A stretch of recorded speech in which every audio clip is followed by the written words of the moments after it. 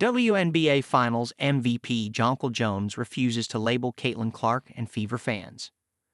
New York Liberty superstar Jonquel Jones set the record straight about Caitlin Clark and the Indiana Fever's fan base being hateful. After the 2024 WNBA playoff series between the Indiana Fever and Connecticut Sun ended, some star forward Alyssa Thomas called out the hate that she and her teammates received from the Fever fan base, which she seemed to believe has intensified with the arrival of Caitlin Clark and her massive fan base to Indiana. This prompted a lot of discussion around the women's basketball community, with a common question being whether this hate is actually coming from Clark/Fever fans, or whether it's merely trolls, as Clark asserted.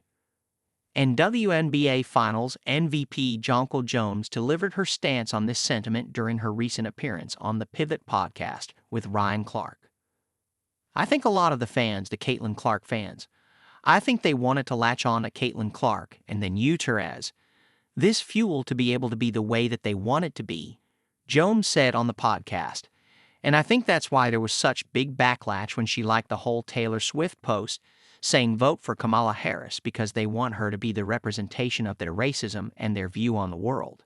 And she's not like that.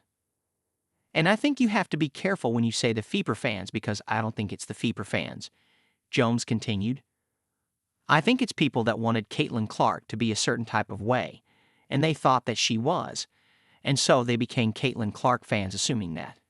And now they realized, oh no, she's actually not racist.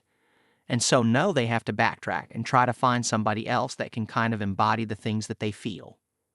It will be interesting to see what the response to Jones' comments is within the women's basketball community.